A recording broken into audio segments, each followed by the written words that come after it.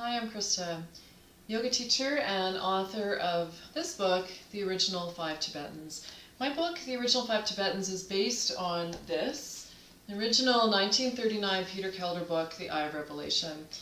I teach the five Tibetans based on the 1939 book, so the instructions that I give are the authentic, original instructions for this practice. This video, it just is a very basic overview of these Tibetan movements. So I'll go through each movement, rites 1 through 5, and explain to you how to do each of these movements, but I'm not really going to give a lot of extra detail. It is important when you embark on this practice that you have an understanding of the history and the background of the Tibetans, and also the energetic system, the reason that we're doing this practice. So it's really important to have an understanding of the vortexes. That's the reason the whole reason we do this practice. It's all about energy, optimizing your energetic flow, equalizing and increasing the speed at which your vortexes are spinning. So remember, that's not a physical exercise. It's all about energy. There's a whole lot of information in my book here. I go into the background story of the Tibetans. I explain about the vortexes. I talk about the breath, and I break down each movement. And there's a lot of information in here about how to put this practice together, which is important as well. We build it a certain way. Lots of tips in here for success. And then I also go into all the other things that are in Peter Kelder's 1939 book. So I talk about rite number 6, I talk about the eating habits of the lamas, and just the other information that Colonel Bradford shared with Peter Kelder in the book. So this video is meant for people who already have my book, people who have done my workshop, or people who are already familiar with the practice of the Tibetans and just want to learn how to do it the original way, how to do this practice based on Peter Kelder's 1939 book. I highly recommend that you do purchase my book, so you have my book on hand, you have all that extra information in there, or also my full video course is available on my website. So my book can be purchased on Amazon. It's also available on my website, which is on the bottom of the screen here. So my book and my full-length video course are available on the website. If you're new to this practice, I really highly recommend the book and or the course. You have all that extra background information. This video here again is just showing you the physical movements. I'll go briefly into how to put the practice together, but not a whole lot of extra information other than the physical movements themselves and a brief little introduction on how to build the practice. For all that extra information about the vortexes, the background story, all that other good stuff, really good idea to have my book or my full video workshop. Before I break down each individual movement, I'll just go through a really quick demo, show you what this looks like when we put all 5 movements together. Standing up in between, hands on hips to take a couple of deep breaths. That was an instruction that was in Peter Kelder's 1939 book. Standing in between, hands on hips, taking a couple of breaths. That was the only breathing instruction that was in there. My book has a whole chapter on the breath, my theories about why there was no mention of breath in Peter Kelder's book, and the instruction to stand with hands on hips and take a couple of breaths is a very simple instruction. A lot of other resources about this practice have taken that and they've made it into a different type of breath, an O breath or an energy breath or whatever it may be. But in the 1939 Peter Kelder book, it was only standing with hands on hips to take a couple of deep breaths. That's it. No specific breath. It's just a way to slow things down, pause and breathe in between. And if you can, try to get up and down without using your hands. And that can also help you with the aging process, keeping your body strong and flexible so you can get up and down from the floor without using your hands. Remember that there were no specific breathing instructions in the 1939 book other than standing with hands on hips to take a couple of breaths. The breathing instructions that I use in the physical movements are what feel intuitive to me. You can try it my way, and if that doesn't feel okay, feel free to change the way you're using your breath throughout the 5 movements of the Tibetans. So I'll just do that quick demo. I won't talk, I'll just go through all 5 movements so you can see what it looks like when we put the whole thing together.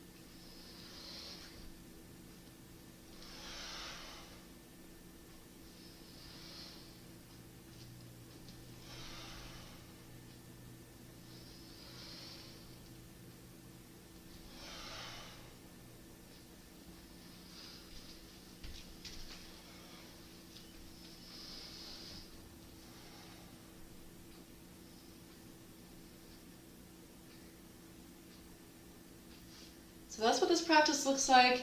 I'll be going through each individual movement now, breaking them down, giving you all those little details. So now that you've seen what this practice looks like all together, let's break down each movement. With the first one, right number 1, the arms are out at shoulder height, palms facing down. We keep the head still as we spin, and we only spin in a clockwise direction. Keep that in mind, so make sure you don't go the other way. Just go clockwise. Your vortexes are spinning clockwise. If you go the other direction, you're going to interfere with the vortexes rather than stimulate them or get them spinning more quickly. So the arms are out, shoulder height. Keep your head still. When you stop, see what feels best for you. I find when I teach my workshops, most people prefer to close their eyes as soon as they stop.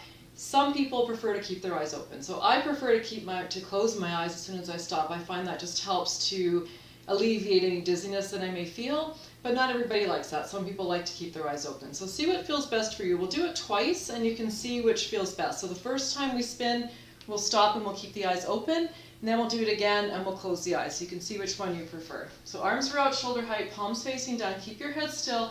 Spin 3 times clockwise. And then hands to hips. Keep your eyes open. Take a couple of breaths. Notice how that felt. And now we'll try it with the eyes closed as soon as you stop. So arms are out, shoulder height. Keep your head still. 3 times clockwise. Hands to hips. Close your eyes. Notice which felt better for you, and make sure that you're only spinning to the point of slight dizziness. So if you find that makes you too dizzy, slow it down or skip this one entirely if you need to. Go ahead and come down onto your back. So this one, the knees can be bent if you have back issues, and if you can't keep your legs together when you lift, make sure you bend your knees until you develop the core strength in order to lift and lower with straight legs and keeping your legs together. Also with the head here, if it bothers your neck to lift your head, then just keep your head down. So there's a couple of options there so you can modify this to suit you.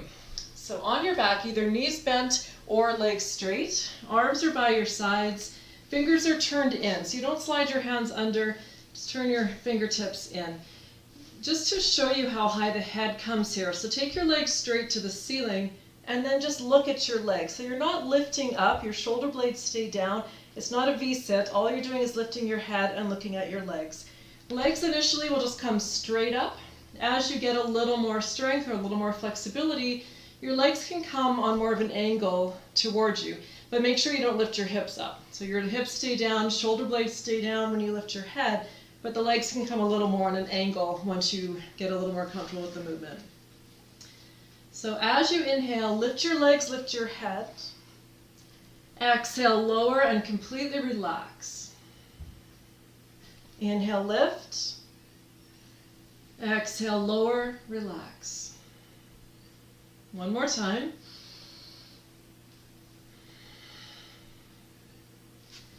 And come up without using your hands. So relaxing in between there is really important. Taking the time just to relax on that exhale before you start the next movement. Hands to hips, a couple of breaths.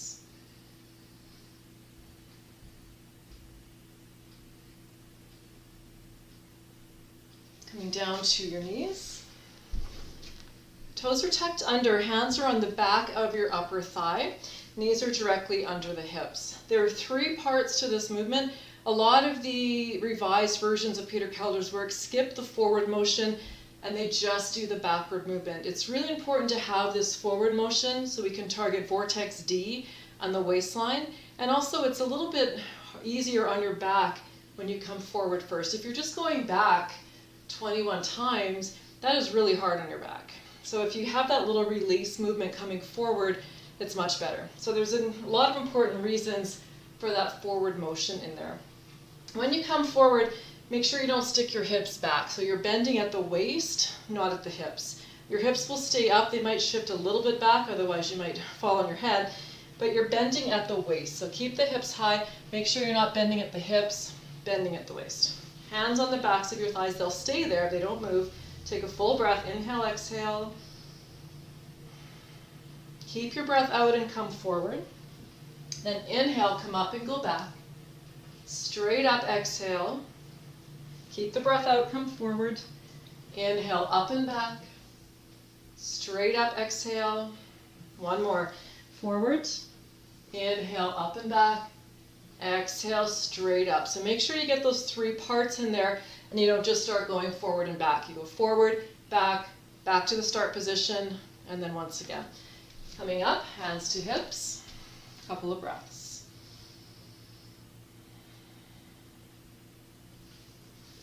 Calming down. Legs straight. Keep your legs together, keep your legs hip distance apart. So that's something I see here in my workshops fairly often, is people bringing their feet together. You want to make sure your feet are hip distance apart here. So if you think of a table legs, the legs aren't together on one side of the table. So the legs are hip distance apart, wrists are under the shoulders. Sitting up tall. As you inhale, lift to a reverse table, stay there and squeeze. Exhale, come down, slide yourself back so you're sitting tall, chin to chest. Inhale, coming up, squeeze. Exhale down. Inhale, coming up, the head goes back if possible. Exhale.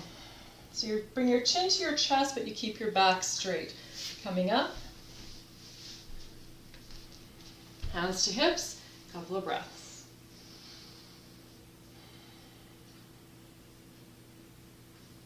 The last one is the one that is most often confused with yoga, with up dog and down dog. It's not that.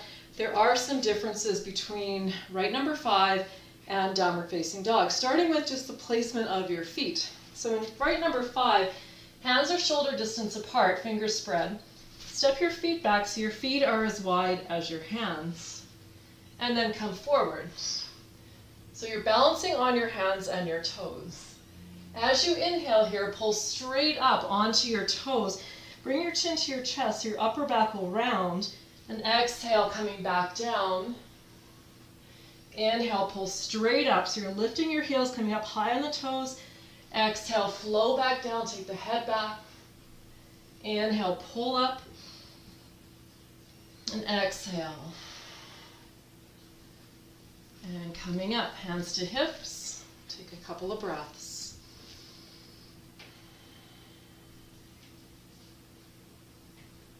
So it's important that that's done properly and it's not done like an upward facing dog, downward facing dog. Down dog, the back is nice and straight, the heels press toward the floor. In this one, we're pulling straight up. So think of pulling up toward the navel, up high on the toes, and your chin comes to your chest, upper back will round. This one also, I didn't mention it as we did it. I wanted to emphasize the physical movement first. This one also, when you're in that upper position, you squeeze your muscles. When you're in the lower position, you also squeeze the muscles.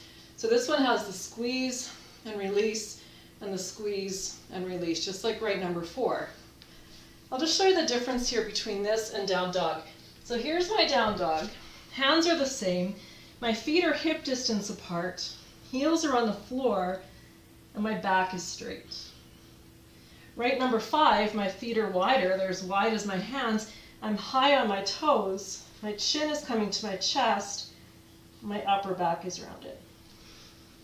So big difference there between right number 5 and downward facing dog. So that's a brief overview of these 5 movements, picking out those key points to be aware of. If you want more information, again, please consider picking up a copy of my book or doing my online video course. In my book, I have the original 1939 illustrations in here.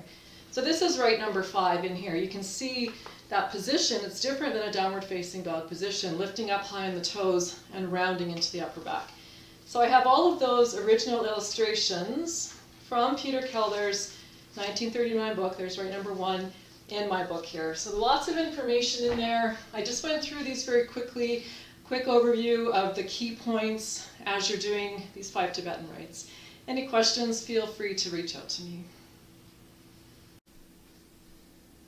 Now that I've broken down each movement for you, giving you a little more detail about how to do each of these movements, lots of little details in there to be aware of as you're progressing through the Tibetan rites, as you're learning how to do these 5 movements. So now that we've gone through that, let's do it together 3 times of each one. So you can go ahead and stand up if you're sitting. And we'll go through each of these in succession. We'll be standing up in between, hands on hips to take a couple of breaths. So arms are out, shoulder height, palms facing down. When you're ready, spin 3 times clockwise. Stand, hands on hips, eyes closed or open, whichever felt best. Take a couple of breaths. Coming down without using your hands if you can, onto your back. So legs can be straight or knees bent. Arms are by your sides, fingers turned in. Your hands aren't under your hips here, but the fingers are turned in slightly. On your inhale, lift your head and your legs. Exhale, lower and relax. Inhale, lift. Exhale, relax. Last one, inhale. Exhale. Up to standing.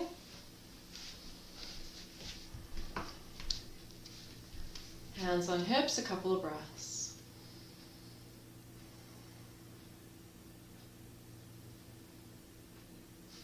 Down to your knees. Toes tucked under, hands are on the backs of your upper thigh. Take a full breath, inhale, exhale. Come forward without breath. Coming up and back on your inhale. Exhale, back to the start position. Forward without breath. Inhale, up and back. Exhale. Last one. Inhale, up and back. Exhale. Up to standing. Couple of breaths.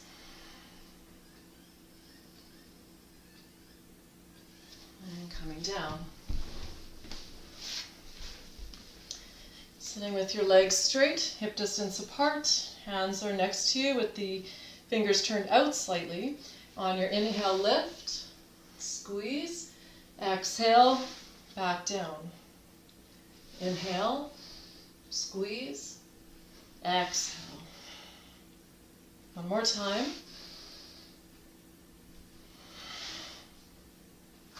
Coming up. Couple of breaths. Last one. Hands down, step your feet back as wide as your hands. Come forward, balancing on the hands and the toes. Inhale, pull straight up, squeeze. Exhale, come down, squeeze. Inhale, pull up, squeeze. Exhale, down, squeeze. Inhale, and exhale. Coming up, hands to hips, couple of breaths.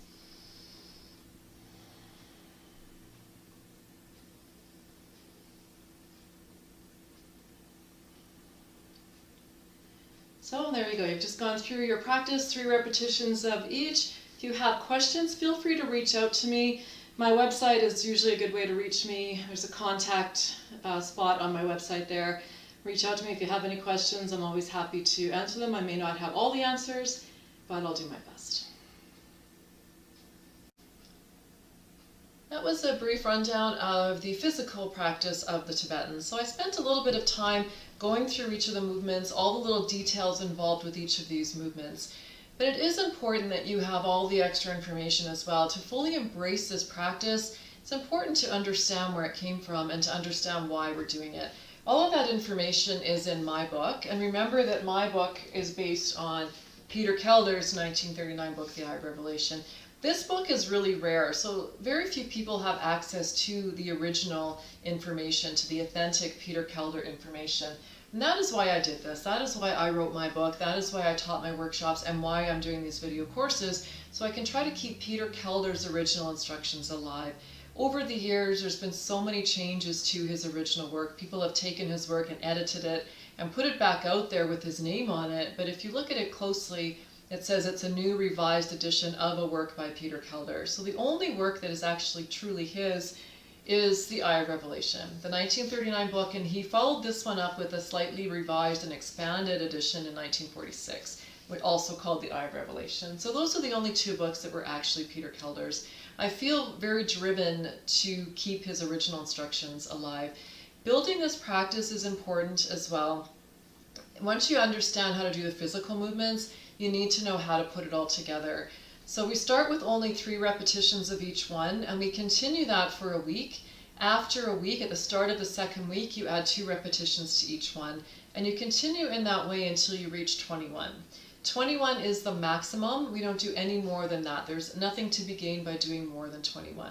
It takes at least 10 weeks to reach 21 repetitions. Even if you can do more or you feel you can progress it faster, stay at that pace. It's an energetic practice, so it's not about your physical body. It's about that energetic movement, and it takes time to adjust to that.